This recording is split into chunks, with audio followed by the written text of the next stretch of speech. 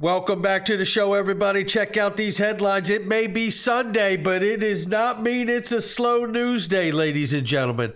We're going to talk about the controlled demolition, the underpinning of the crypto market infrastructure that is being ripped out right now. And we're also going to talk about conveniently, coincidentally, ironically, the Federal Reserve and other big central banks are testing a new system starting early this coming week. Somebody roll that beautiful intro.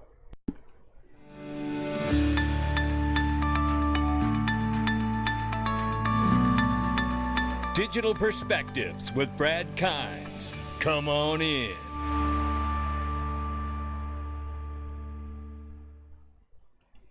Welcome back to the show, everybody. You can follow us on TikTok, YouTube, Twitter, and Facebook for exclusive content. $874 billion market cap, off by 1.3%. But there's a lot happening today. Look at the numbers now. Bitcoin, 16,600 plus, off by more than 21% on the 7-day. Ethereum now over $1,200, but we're seeing 23.8% loss on the 7-day. XRP, 35 cents. We're seeing 27.6% loss on the 7-day. Good morning. Happy Sunday. This is Crypto. Head on a swivel. And right now, if you're looking for a chance to invest in something, you can. And it's a $5,000 minimum for anything on the platform at link to.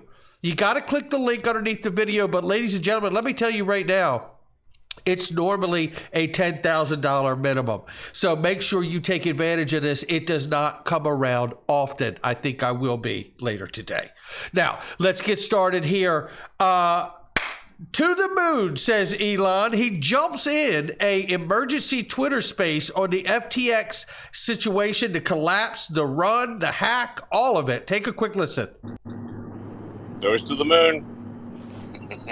No fucking way. No way. Yeah, it is. Yes way. And there it is. Elon coming in. He's watching every bit of what is going on. He also commented and said, in the wake of the FTX collapse, Elon weighed in on Sam Bankman-Fried. Said that dude is just, there is something wrong. He doesn't have the capital and he will not come through. That was my prediction. And boy, was he right. And make no mistake about it, ladies and gentlemen. What we're talking about is exactly what breaking news from ProCoin News is talking about here. The biggest political scandal of our lifetime just cracked open. Now, a lot of you know what's happened with SBF and FTX, but let me give you this thread here. A true scandal is opening from the Biden administration. The April 25th, 2019, Biden announces his presidential campaign. 13 days later, Sam Bankman-Fried, son of Barbara Fried, Stanford professor, co-founder of political fundraising organization Mind the Gap, launches FTX crypto exchange. The exchange is magically an overnight success. SBF becomes biggest donor to Biden. Election day, FTX implodes completely. If you think this is a scandal, if you think this scandal is done, it goes even deeper. He goes on to say, Gabe Bankman-Fried, brother of Sam, also former Jane Street trader, is a founder in Guardians Against Pandemics. He was a legislative correspondent for the U.S. House of Representatives and advisor to large political donors in the Democratic Party. Family aunt Linda Fried is WEF, World Economic Forum member on the Global Agenda Council on Aging. Father Joseph Bankman is a Stanford professor who has lobbied on behalf of hedge fund managers before Congress. Film records exist for that. FTX head of ventures capital or commercial, and FTX Ventures Amy Wu started with the Clinton Foundation years ago. Nishad Singh, FTX director of engineering, was spent over $8 million for Democrats candidates. And finally, Obama's commodity future trading commissioner, Mark Wetjen, was literally the head of FTX policy and regulation. Reports were the organization wanted to spend over $1 billion on the Democratic Party for 2024. A massive, massive money laundering operation has just been broken up. That's what's been reported on here from ProCoin News, according to the shared post here from Twitter. And this just seems to get as deep as you want to go. It really does.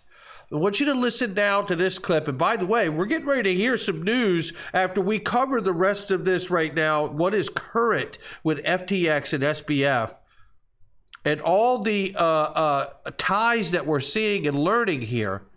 You're about to see news of the Federal Reserve and some of the biggest banks in the world getting ready to enter an early test system on a new set of payment rails, let's call it, or networks. But first, listen to this gentleman who was saying this in October, just a month ago, before all of this unraveled. Take a listen here. You know, Bankman-Fried, FTX. I've been teeing Cojones up on this a little bit. How does this guy, how does he keep doing what he's doing? When anyone tries to pin SBF down on where he made his money, you can't get a cogent answer. And in his trade, you needed real money up front in the place on this country crypto arbitrage to make big money. Right. And it's simple things as who financed you, because you clearly didn't have the money. And his partner is a guy named Gary Wang. And no one can find shit on Gary Wang. And he's on the board of advisors of Sequoia. And I shit you not. You look up Sequoia stuff, there's a picture of Gary Wang of his back facing a computer. There's no picture of Gary Wang. So Gary Wang is the same CTO or the chief technology officer of FTX? Allegedly. Okay. Allegedly. But there's a chief regulatory officer of FTX, and his name is Dan Friedberg. And if you Google Dan Friedberg poker scandal, he was the general counsel of, I don't know if it was Ultimate Bets or one of those Me Too sites, where they basically cheated against players. Then you take into account that SBF is bailing out known Ponzi's and frauds in the crypto space. Everyone who's gone bankrupt or is a proven fraud. And somehow through that, Cartoon Network has painted him as the JP Morgan of crypto, which makes absolutely no sense. He's not the JP Morgan of crypto because he can't sit there, look at you straight in the face and explain anything. Nothing of this story fits. And normally in stories, I can get 5 or 6 things that fit and move on. But nothing here fits. Everything reads like this thing is a complete scam. And I think this thing is dirty and rotten to the core. Wow. And I mean, and as we're finding out, it absolutely is all of these things. I tell you, the people have lost money. Thank God I wasn't on that platform. But Ben Armstrong comments here. Shout out to you, Ben. This is literally the person who gave me all the info of the federal bit license and tried to steal my politician because Ben's got legislation he's working on. You can thank Wedgen for starting the entire thing. And he has now canceled and actually deleted his Twitter profile because of the attention that has come his way. You know, this gets bigger, but it doesn't get better, ladies and gentlemen. I do believe we're witnessing the underpinning of the current crypto asset infrastructure be ripped out in order to introduce the central monopolist who will control this digital asset space. And I'm not happy to say it out loud, but I'm old enough to know what I'm seeing here. CZ Binance says, if an exchange have to move large amounts of crypto before or after they demonstrate their wallet addresses, it is a clear sign of problems. Stay away, stay SAFU, which I believe is secure assets funds for users, right? I tell you, if you have not gotten a ledger, I use one. I have the majority of my holdings on a ledger. I am going to move an even larger portion of my holdings on cold storage on my ledger. They have incredible specials and deals. The link is underneath of there. Click the link, check out my sponsor. You're going to dig it. And they have an exchange that you can buy on once you set everything up, and you can have it go directly once you buy it to your cold storage wallet. No chance of losing it. unless you lose your private keys, which is another matter, right? FTX Alameda blowing up is great, says Bitfinex. But in crypto, and that's his handle, by the way, not the company, I don't believe. So, exposed Bitfinex Tether as the largest financial fraud in history, covered by New York Times, Bloomberg, CNBC, and the rest of it. So you see it. But nevertheless, that's the handle here. And he says, or they say, but in the crypto movie, it's one of the trailers you watch while waiting for the main event. It's a great trailer. The actual movie is going to be Bitfinex Tether fraud. Front row seats. Listen, I have been covering this very closely, and I don't know what the story is with the reserves of Tether. They've told us for years that there is no issue. But for some reason, they won't come out and do it the right way, the way the traditional markets do it. And that is troublesome. Just that in itself. And if that is the case, and Tether does get a rug pull, you are witnessing the final, I believe, pillar to be ripped out of the underpinning and market infrastructure here that will give nothing but the full weight of the traditional markets, central monopolists, the regulators, the governments to come in and reestablish the on and off ramp to this space. And I guarantee you it'll be a highly regulated stable coin and central bank digital currencies. Ashish Burler made a comment. I need to read this to you because it takes us to the very next thing, which you are going to be very glad that you stuck around for. Steve Randy Waldman makes a comment. He says, if regulatory crackdown fully killed centralized exchanges, but did not impair non-custodial or on-chain DEXs, would that be a good thing or a bad thing for crypto? Well, Vitalik Buterin answers back. It says, depends on the details. The centralized exchange versus decentralized exchange narrative misses a key issue, that the two are substitutes from some services, cross-crypto trading, custody, sometimes leverage, but centralized exchanges also function as a fiat crypto gateway, and what we call decentralized exchanges don't. Well, none other than Ashish Burler comes in and says, one could argue that on and off ramps via stablecoins should be separate from decentralized exchange liquidity. Together, these could make a compelling alternative to centralized exchanges. So, in other words, what I take from that is the suggestion that stablecoins be highly regulated, possibly kept in a separate reserve, away from decentralized liquidity exchange, monitored, accounted for, and then you have the best of both worlds to compel the rest of the traditional markets to say, hey, you can come be in this space. We're not going to have happen with what we just saw happen with exchanges, because exchanges today are highly centralized in crypto. Think of the traditional markets. Traditional markets, Fidelity doesn't custody your stock. You buy it from Fidelity. They have a third-party company that does that underneath of the umbrella of Fidelity, right? But it's separate. They have to be. And for the reasons that we're seeing right now. He goes on to say, some gentleman here, or a person, Moon Bugatti, says CBDCs and digital IDs, then we could get rid of these centralized exchanges. And Ashish Burla says, yes, identity as well.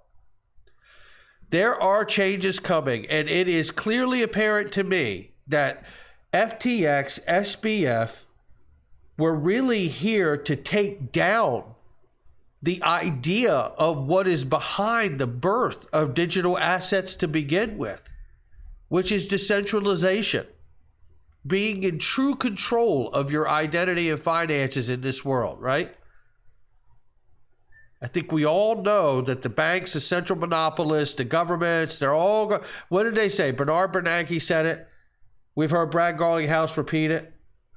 Governments will wheel out the armies and the tanks before they ever let themselves lose control of the monetary system, no matter what. And to that end, this is something you're going to want to know more about. New York Fed, several big banks testing regulated liability network. Shout out to Big Skinny, shout out to Mark Hoven, shout out to T, shout out to Jedi, shout out to everybody out here who is sending stuff. Well wishes to Michael Branch, by the way. He's under weather. Look at what's going on here. Testing regulated liability networks. These are referred to as RLNs, regulated liability networks. And listen to what they do. The Federal Reserve Bank of New York is poised to unveil a proof of concept for regulated liability networks, an experiment around tracking and transmitting, listen to this, tokenized debt. I've been talking about, since before I had a channel actually, about the debt being on the XRP ledger and about there being a price set or a price floor based on those major things and a formula to figure it all out.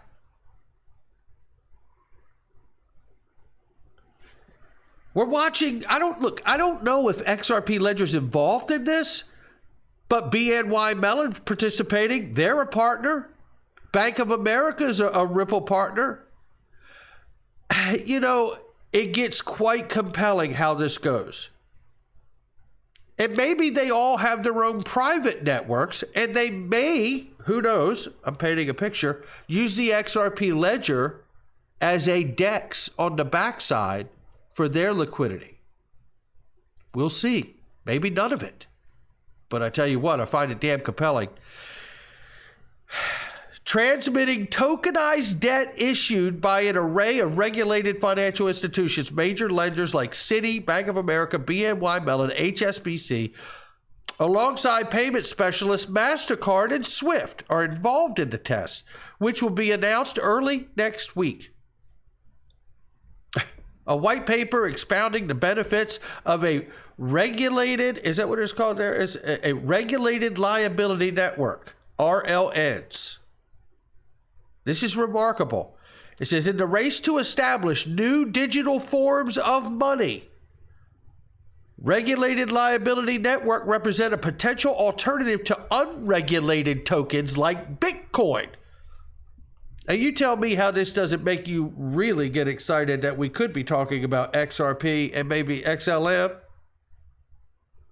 but also to the central bank digital currencies that many of the world's central banks are exploring currently.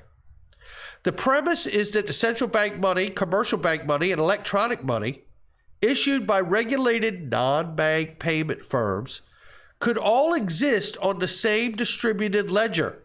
The pending RLN announcement comes on the heels of recently unveiled digital dollar project aimed at using interoperable blockchains for near instant cross-border payments and clearing. And on November 10th, the New York Fed announced a joint experiment with the Monetary Authority of Singapore, the city-state's financial regulator, to test how wholesale CBDCs could streamline cross-border payments involving multiple currencies.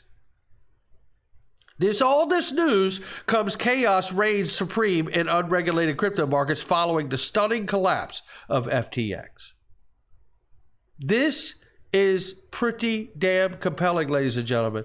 We're talking about tokenized debt. We're talking about tokenized CBDCs. The conversation is now getting much clearer. You know, at some point, I've said this, you know, we're going to stop being behind the curtain. And it's all going to have to come out into the open. And every day that we look for clarity, each day we get a little closer to seeing more of where this world's really going. And I couldn't be more excited. It goes on to say in this article, McLaughlin, who did not respond to requests to comment to the block, wrote in a blog post, the safe digital money needs to be regulated, redeemable at par value on demand. Sounds like a job for Ripple Liquidity Hub or the XRP Ledger, doesn't it?